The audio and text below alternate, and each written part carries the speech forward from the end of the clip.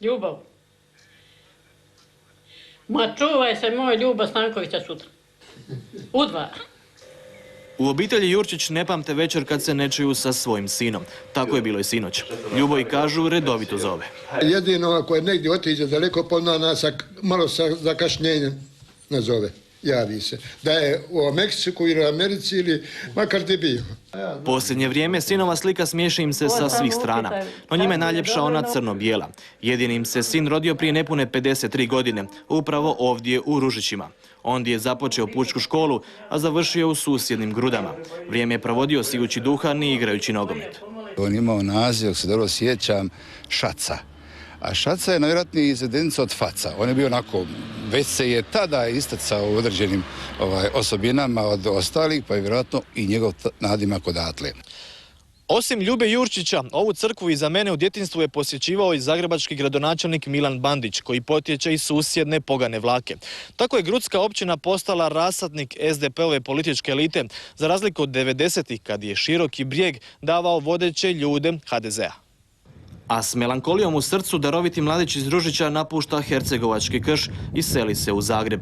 Ondje upisuje elektrotehničku srednju školu, pa isti smjer na fakultetu. No ubrzo odustaje, te se posvećuje, pokazat će se, svojoj trajnoj preokupaciji. Ekonomski fakultet tih je godina okupio buduću elitu.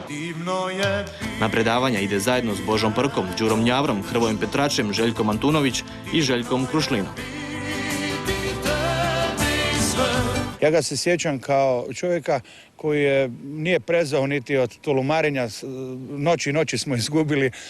Ja sam svirao gitaru na hodnicima hotelskima. Tekli su potoci Coca-Cole, naravno. Bilo je lijepih žena. Dakle, u svim segmentima mladenaštva je on pokazivao veliki interes. Nije bio nekakav štreber pa isključivo fah idiot. Kad nije bilo predavanja izlazaka, omiljeni Šaca zarađivao je fotografirajući svadbe. Neko je vrijeme bio ton majstor i inspicijent, ali i glumac u dječjem kazalištu.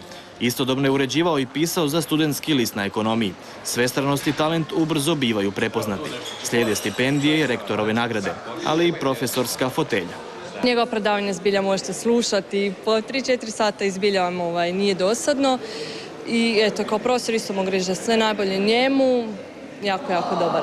Osim predavanja, kakav je prilikom ocjenjivanja?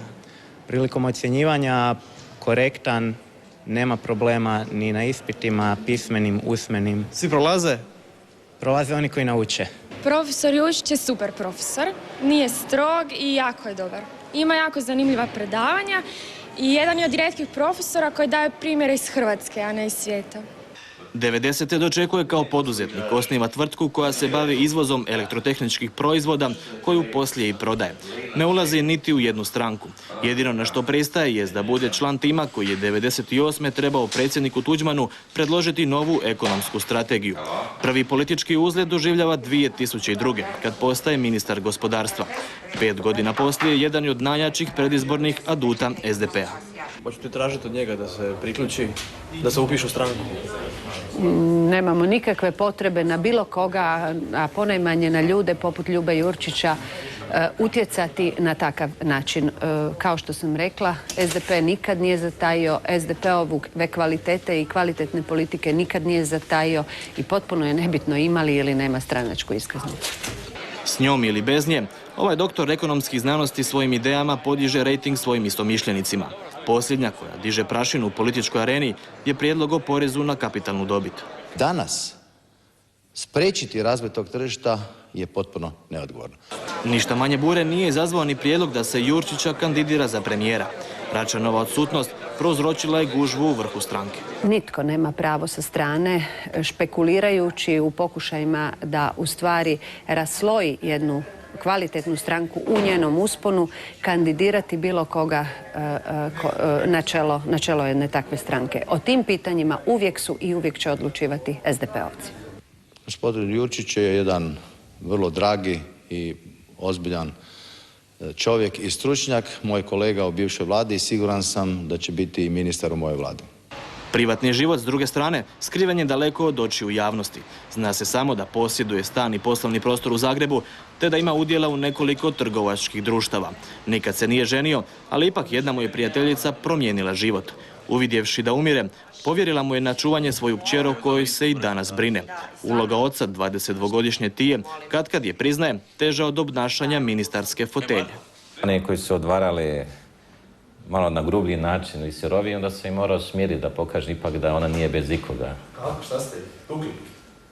Pa nisam baš previše, tako sam pokazao da i za nje postoji jedna snaga koja može štititi, da je niko ne smije dirati u toj vodu. Pa to su brzo dečki shvatili, tako da su u kvartu se ona pronio glas da postoji jedan ljubo koji ne dopušta da je iko dirao. Se brine o meni od moje 12. godine, kad je mama umrla. I pa dosta se zaštitnički ponaša prema meni s obzirom na to da sam u takvoj situaciji odrasla, ali nikada ne znači nije ono patrijarhalno nastrojen u smislu sad ne znam neke strogoće i to, ali ne znam, baš ne voli da su dečki oko mene i tako. Osim brige za najbliže, zaštitnik s Ekonomskog fakulteta želi voditi brigu i o državnim interesima i interesima radnika, s koje pozicije znaćemo za malo manje od 41.